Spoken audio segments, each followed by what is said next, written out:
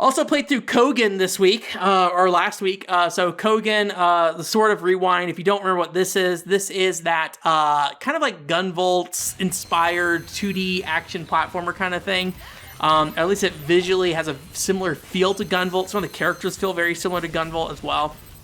But eventually, Inti Creates kind of officially sanctioned it in some ways with like adding, they have like a crossover thing so you can actually play as Copen in Cogen. It's funny because Copen is the character in Gunvolt. Cogen is the city in what's it called? Cogen, the Sword of Rewind. So it's a little confusing. But I only played through the game as Cogen, and there's like an additional DLC mode that I played as well for it that I didn't play through all of it, but I checked out a little bit. Cogen is a game that is fine as its own video game. If you don't know, it has like a Prince of Persia mechanic where it's like there's the rewind aspect. So if you take damage, you can rewind time, and then so if you fall off a ledge or something like that, you can rewind time to save yourself or whatever. And the game is not shy about killing you. It has a death counter on the top right corner of the screen. Every time you hit something, that counter goes up, even if you can rewind. So I rewind and then go back, and you're in a safe spot. That kind of messes with the flow of the game in a way. You kind of want to keep moving in that game, and just like the running into something and then everything freezing and stopping, then having to rewind, just pacing wise doesn't feel great. But overall, I think it's like a fine 2D platformer, and if you're looking for just like a solid 2D action platform that has a bit of challenge to it, I think it is a great, or maybe not great, but like a good one of those, and is worth playing. But I think what's most interesting about Cogen is just like being inspired by Gunvolt, what that means from a damage perspective, and especially because if you don't know, in the Gunvolt series, the characters have almost like an energy armor to them, and depending on what you're doing in the game, that energy armor can go away. So if you're attacking an enemy, typically your energy armor will go away. There are some attacks that work with the energy armor on, so there's a bunch of stuff with that. But basically, if you get hit, that energy armor blocks any damage, and then that meter goes down, and eventually you'll run out of energy and you'll start taking real damage. So Cogen sort of Rewind kind of takes that concept, but then applies that layer on with the time element. So you have different layers of time that basically block those attacks. Again, if you didn't play Gunvolt, you would just think it's like a typical rewind, and maybe it is for the most part, but in the context of like knowing this has some like inspiration from Gunvolt, seeing that kind of connection is kind of a neat thing. But it's not like anything super amazing. The one thing that I will say is like fun about the game, or like it is a neat mechanic about the game, is you can do like reflections on bullets and stuff. So if you hit a bullet, you'll knock it back, which is actually something the new character in Gunvolt 3 does, I believe, as well.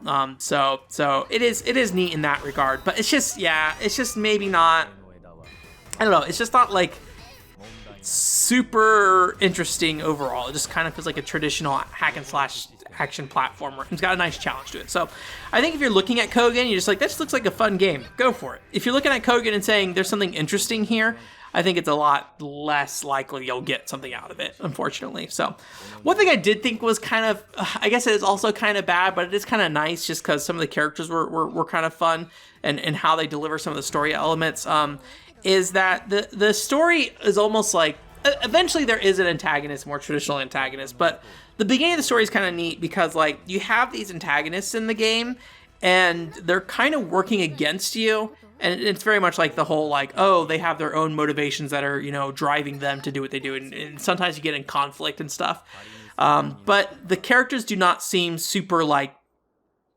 locked in to being aggressive to you.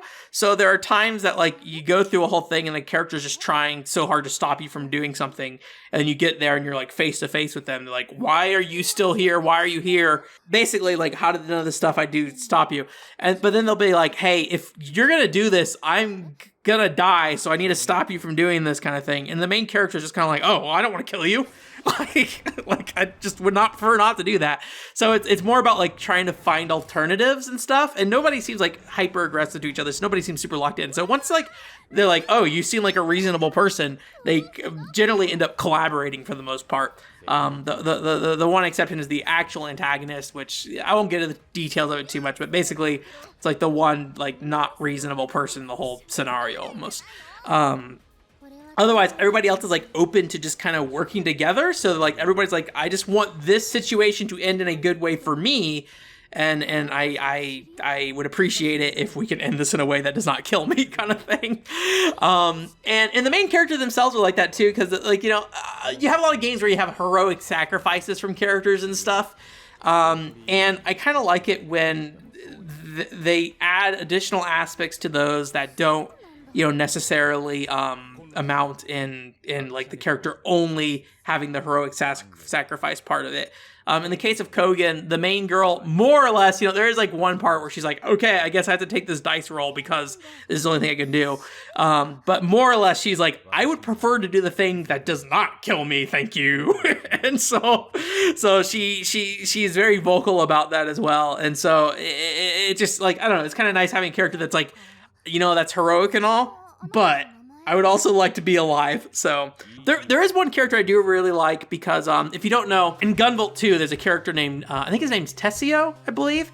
And he's like this green hair kid, and I actually like him as a character a lot. The problem with him is that he's like, his whole thing is that he's like a meme guy. So he's on the internet, you know, whatever, and like when you do his boss fight, like the Nico text like flies across the screen. However you feel about that. But it does affect his dialogue where he's like, you know, referencing memes and stuff. And I think putting memes in a video game, outside real world memes into a video game, is a very difficult thing to do very well. And I don't think Gunvolt 2 avoids that issue. But I think Tessio himself is a very good character despite that layer on top of him. So there's a character in this game called, I think his name is Hugo.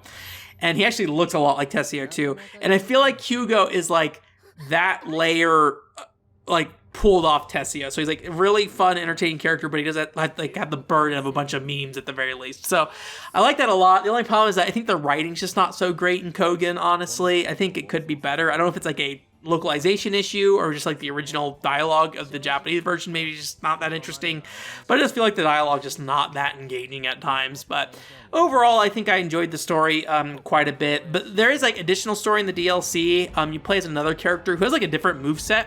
It actually reminds me a lot of like Castlevania Portrait of Ruin, where you play as the sisters, where you fly around. So like how you interact with the world is different, which is kind of neat, and how the level is designed around her as well. But I don't know, because I didn't like love the game, I kind of don't feel like a huge drive to go through the DLC as well. So I think I'm gonna not do the DLC for that game, unfortunately. But I do think it's a generally pretty good game, just not quite what I was looking for out of Cogen specifically for myself.